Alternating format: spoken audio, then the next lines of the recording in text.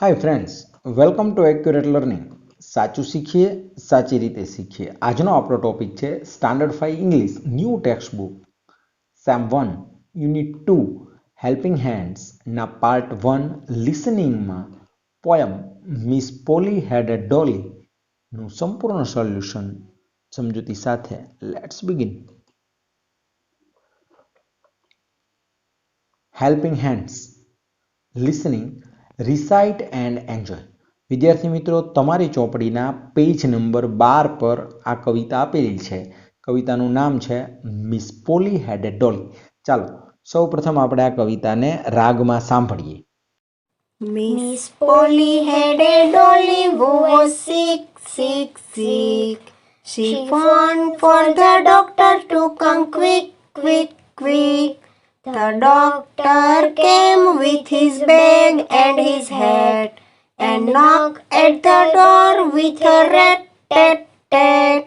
He looked at the dolly and shook his head and said, Miss Polly, put her straight to bed. He wrote a paper for a pill, pill, pill. I'll be back in the morning with the bill, bill, bill. વિદ્યાર્થી મિત્રો, તમારે આ poem આ રીતે રાગમાં ગાતા શીખવાની છે. ચાલો હવે હું આ પોયમ એક વખત વાંચું છું, તમારે ધ્યાનથી સાંભળવાનું છે.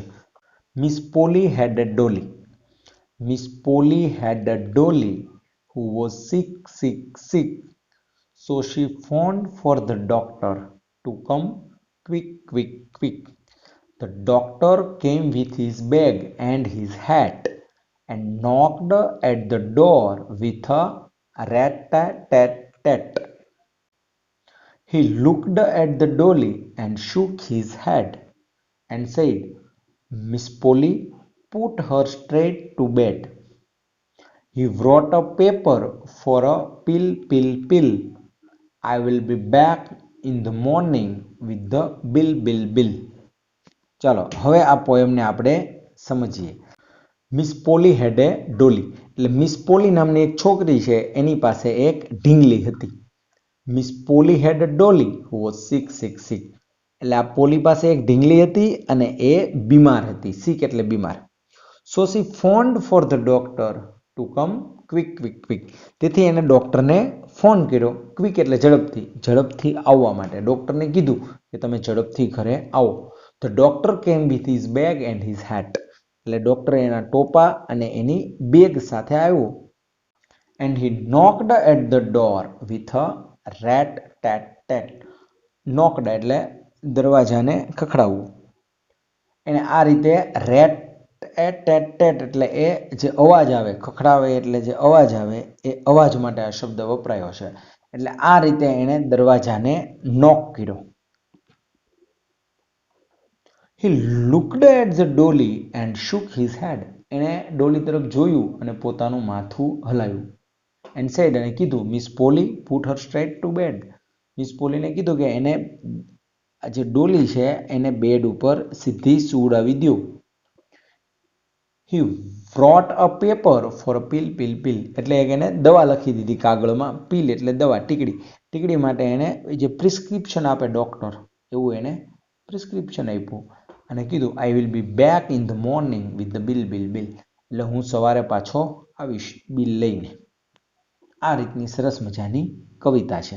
હવે આ જે કવિતા આપણે ભણ્યા એના આધારે આ પ્રશ્નોના જવાબ આપણે આપવાના છે.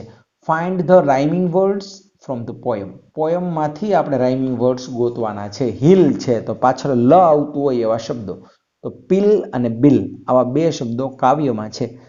વિદ્યાર્થી મિત્રો, તમારે આ શબ્દો કાવ્યમાં હોય એ જ શબ્દનો ઉપયોગ કરવાનો છે. એ સિવાયના રાઇમિંગ વર્ડ્સનો યુઝ કરવાનો નથી. જેમ કે રેડ તો પાછળ ડ આવવો જોઈએ અને એ શબ્દ પોયમમાં હોવો જોઈએ. તો ચલો પોયમમાં જુઓ. રેડ તો પાછળ ડ આવતો હોય એવો એનો રાઇમિંગ વર્ડ કયો છે? તો એક છે હેડ અને બીજો છે બેડ. ત્યાર પછી કેટ તો હેટ અને ટેટ. બ્રિક તો સિક અને ક્વિક. હવે કમ્પ્લીટ ધ વર્ડ્સ. અહીં સ્પેલિંગ જે છે અધૂરો આપેલો છે. એમાં આપણે ખૂટતો લેટર મૂકી અને આખો શબ્દ પૂરો કરવાનો છે. તો પહેલો એસ, પછી 2 બ્લેન્ક છે અને પછી કે, તો આ શબ્દ છે સિક. ત્યાર પછી બી અને 2 ખાલી જગ્યા છે, તો એ શબ્દ છે બેડ. ત્યાર પછી ક્યુ, ડેશ ડેશ, સી અને ડેશ, તો આ શબ્દ છે ક્વિક. ત્યાર પછીનો શબ્દ છે ડોક્ટર. પાંચમો શબ્દ છે મિસ. ત્યાર પછી છે પિલ. આ તમામ શબ્દો કાવ્યમાંથી જ છે, એટલે અહીંયા જે આપણને સ્પેલિંગ આપેલો છે એ તમે કાવ્યમાં ગોતશો એટલે તરત મળી જશે. એસ થી શરૂ થાય છે, પછી 2 લેટર છે ઓ અને પછી 1 લેટર છે, તો આ શબ્દ છે શુક. ત્યાર પછીનો છે ડોર, કેમ અને સ્ટ્રેટ. ત્યાર પછીની એક્સરસાઇઝ જોઈએ. Find and write words starting with the given letters from the poem. હવે અહીં આપણને એક લેટર આપેલો છે, એ લેટરથી શરૂ થતા બધા શબ્દો આપણે લખવાના છે.